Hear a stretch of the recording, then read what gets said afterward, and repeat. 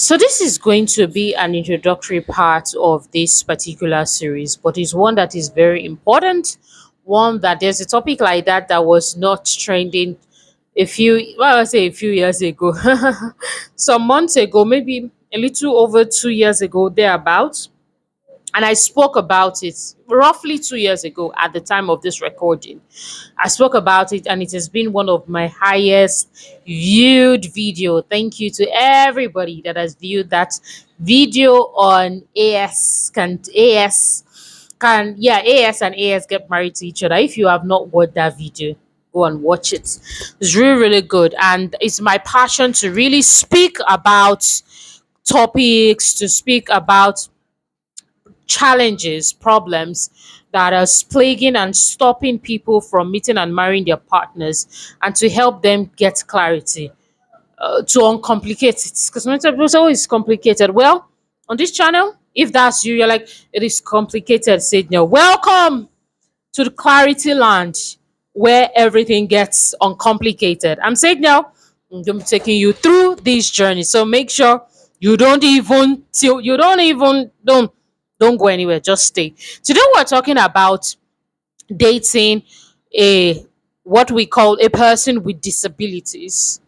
Dating a partner with disabilities. And it moves from a person being visually impaired to a person being lame to a person being deaf, paralyzed, whatever the case may be, but a person who has some form of disabilities. And I mean, I know that is not necessarily limited to that. In fact, I saw one list recently about what a person with or a person living with disability means, like what it looks like. The list was long. Yeah, the list was long. The list was long. It could even be some sort of mental illness, not like the advanced one, but maybe a mild mental illness. You need to look for the lists to also see it. But there are quite a number of what a person who lives with disability looks like. And they're quite just an addition to what I have shared. There is dyslexia, there is the neurodevelopment motor disorder, we have autism spectrum disorder. Just it's quite a list. And but one of the most popular ones, which is the one I don't say what I'm focusing on, but I want to talk a bit more about. So yeah, more like focusing on in this video, but it's not limited to these people. Are usually the visually impaired, otherwise known as blind, lame, deaf, and then those that cannot work who are using wheelchairs, or they are supporting themselves with some form of with walking sticks or things that help them walk. So, but it's not limited to these people. Sometimes people who want to date such people do not get help and guidance. Like they don't even know how to get started. Like there's no ABC for dating such people. And it's interesting because I was watching a couple like that on YouTube, and I was just so pleased by how they were serving each other. The man is the one that's got that is under the what you call a person living with disability, who is the disabled. I mean, me, I don't like to say disabled, disability, whatever. I don't like to emphasize that. I like to say enabled differently. But I even learned that the people in this community do not want too much English. Like just say person living with disabilities. Actually, they like that. They prefer that. When you start saying enable differently, which is what I like to say, they just feel like, hello, all of that is unnecessary. That I also learned. You see? So yeah, that's first things first.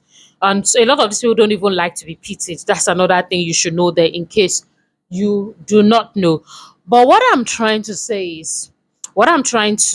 get at with this video is it is very possible to have a thriving marriage with such people. I remember that back then in secondary school, we had the person who, not necessarily in our school, but I remember a particular senior who was dating a person who was using the wheelchair, was paralyzed, who couldn't work, who couldn't walk rather, and was using the wheelchair. And this boy was fine. And one of the reasons that's how I wanted to start thinking about these things is number one, before you consider, before you write off people who living with disabilities, are people that don't even talk to me about them, say they're like, I don't even want to hear it. Understand that it is not their fault. A lot of the people, a lot, maybe they are the 2% that is their fault, but a lot of the people, the higher percentage of the people living with disabilities, are not living with disabilities based on their own doing. Some people, they were born with it, and some people, life happened to them. The couple I was talking to you about, that this I was watching on YouTube and all that, I think what happened, the man used to be very athletic. Like, he used to be a person who was into sports, and he had an accident, and that was how his life literally changed. Can you, if you saw that man's picture before and after, you won't even believe it. Somebody that used to, I don't know if he used to run, but he was very athletic. There was a particular sport he used to actively play, whether football or something. And then there was an accident, and his life, of course, he cannot play football again, of course. All of those things change in just an instant. Do you know how many bones, if I still remember the story correctly, got broken as a result of, in fact, that his alive was a miracle. And there's so many people like that, but they're alive. That kind of person is even interesting to do life, because they're like, what? Let's know God's plan for your life. Because despite everything, you are still alive. Especially those who survive accidents with so many broken bones, stitching here, stitching there, here and there. Some people, you see, maybe their face looks a certain way, or their body, you just think this person is ugly.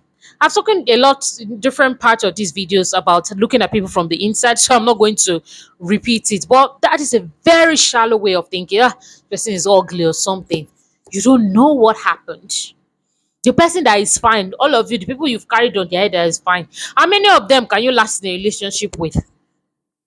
It's not to say that, oh, there's only a certain kind of, you can't have a fine person or whatever. But at the end of the day, truly, if you believe that everybody is created in the image of God, then everybody is truly fine.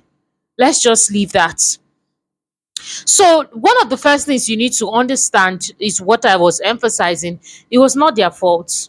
Once you get that out of the way, that pressure of, how do I begin? How do I not begin?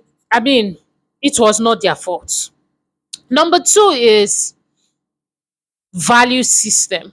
Do they have the things that it takes to make a marriage work? It's not a person who has legs that is walking around that can make a marriage work. All right? No, it's not. It's a person who has the understanding of the institution of the marriage, the core values, the expectations, the sacrifice, the selflessness, all so on and so forth, the ability, the mindset. So just many things that I continue to talk about in this particular on this channel. There are so many things. Does this person have it? Is the person willing to learn? These are the things that you need for a successful marriage. So many times we are so bent on the things that are not needed. Like, it baffles me. I'm sure you can hear through my voice how baffled I'm just like, so how is this relevant in marriage? Talk to me about it. Like, you say, well, when you hear some people's excuse for why they don't want to go on with a person, but like, but how is this relevant in marriage? So you have to check through that, check through the resources, use my 100 questions and conversation. A lot of these things I've covered it to watch my previous videos. Of course, I'm not going to be repeating that again. This is just talking about how to go through with dating a person, a partner with disabilities. To be sure, because you don't date a person with disabilities out of pity. Don't say no. It's not out of pity. You want to be sure. And let me tell you something that will shock you. You'll be shocked that some of these people with disabilities, they are hungrier for knowledge and even to succeed. All these people will be begging, read relationship books, go for this, go for that. Some of these men they will not agree. You realize that some of these people, they want to, where is it happening? Relationship book, relationship conference, let's go. Concert, some of these people will want to do it because they have a different perspective of life. That, listen, it's not bread and butter. It's, they've experienced it and they're like, look, in this life, some things are not worth it. Some things that other people are taking for granted, you won't find it with them because of what they have gone through. So sort out the value, sort out the necessities for what will make a marriage work. Understand that it is not this person's fault. And then the third thing, deal with this what will people say mentality. You know, in the AS video, I spoke about that. This matter where you think is you and the whole universe that is getting married. If you are still thinking like that, you need to come in for personal counseling with me. Because if you are 30 plus and you're sitting, what will people think? Is your problem is deep. I'm telling you that we are still thinking, what will people think? How will they think? They will see my husband in the wheelchair. Please quickly use the links in my description to quickly rush. Let's start now. The earlier you start, the better. Because if you've been following this channel, you can't even be thinking like that if you've been following this channel. But if you've been following this channel, you know we don't think this way. This what will people say? You know, it's amazing how it's people that are even doing bad things that know how to not care. The ones doing good things, they're the ones so bent on knowing what people will say. And what you're doing is a good thing. But the one that is doing a bad thing, committing sin, not they don't used to care. That is the one that one baffles me all the time. But let me just keep that aside. What I'm trying to say is the marriage is between yourself and your partner. It's between God, yourself, and your partner. And if it is a marriage that God ordains, if it's a marriage that God has his hands on, you are good to go. And you've got to lose that mindset of what people will say. You need to grow your esteem, you need to grow your worth, you need to understand that your life is not does not consist and grow because of what people are saying, what people are not saying, even if they are praising you. So this is not to only say what people say every time, but sometimes the good things. Oh, well done there, go girl. You're not gonna get married to the partner with disability because people are like, go girl, go for it, go girl. Good for them if they feel like you are doing something noble. But your reason for getting married should be born out of conviction, knowing that God has his hand in your marriage. Do you see that? So when you overcome that, and I believe with one or two other videos, you need to spend time on my channel because so many times I get to repeat some things. I don't always want to do that. So we keep the video to a certain size and time limits. No, the shorter it is, the more people want to watch, right? Good. But even though I don't not always work with that particular, I thought I heard something with that particular mindset all the time. There are times where a video will be lengthy because it needs to be. But when it doesn't need to, I like to keep it short. But you want to learn about your words, how to move past the expectation of what people say, go to One Diva TV, WONDVIDIVA TV on YouTube. Is a women's ministry that I lead, and you can learn more about overcoming expectations of people and so on and so forth. So these are the three things in this introductory conversation to dating a partner with disabilities I want you to think about. The final one I would say as we wrap up and close out is you want to check through your capacity, check through what is expected of you in that marriage, dating a partner with disability, and then where you need to build capacity and where you need help. If your partner is a person who is paralyzed, is crippled, and all that, you want to check through all, you want to have a checklist of what this kind of person needs and walk through it practically, mentally, and physically. Do not say, oh, I'll calculate okay, this, how we'll do it. No. How is this person going to bait all the time? What's the feasible way for us to have sex in marriage, please? What is this? What is that? How is it going to eat? How are we going to go together? What is going to be our own idea of playing and fun in our marriage? Because obviously we cannot be running around the house the way you see in other people's skits videos or fun family videos. So you have to recreate your own idea. You cannot now see somebody running through the house one day on Instagram and not be feeling sad. I wish my husband can walk. You cannot do that. And there's so many. There are also those who are. I'm just using an example. There's the blind, there's the lame, there's the deaf, and also the dumb people who cannot talk as well. So you want to get that list and you want to research. Okay, this is what I'm going to be living with. Let me start preparing. How is it going to be? But you have to be sure that this is the person you want to be with.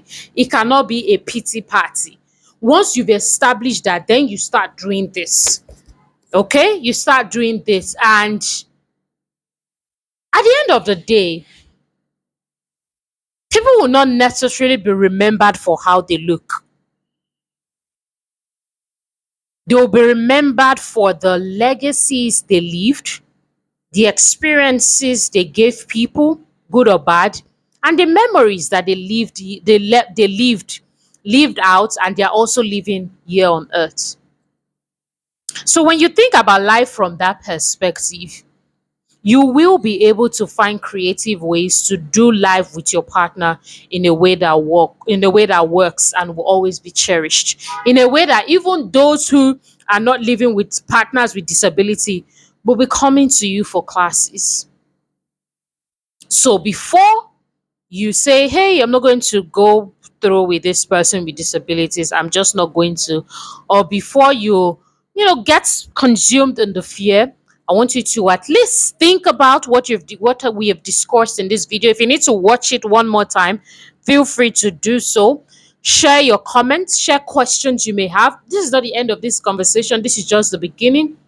And then if you've got certain specific questions, I can see if I will create a different video for it. Or if it's something private, reach out to me for a therapy session and we could talk further about it. But please understand that people living with disabilities are people created in the image of God, and they love, desire to also do marriage and thrive in marriage. And if you living without disabilities in that sense are able to do life and partner with them with love, conviction, not out of pity, you're going to build a family that will be unforgettable on earth. I'm saying, I help women meet and marry their partner, and I put out videos like this that will help you get closer towards the journey of meeting, towards your goal of meeting and marrying your husband. I'll see you in my next video, but you definitely can see me on previous videos you've missed. Thank you for watching, and do not forget to subscribe.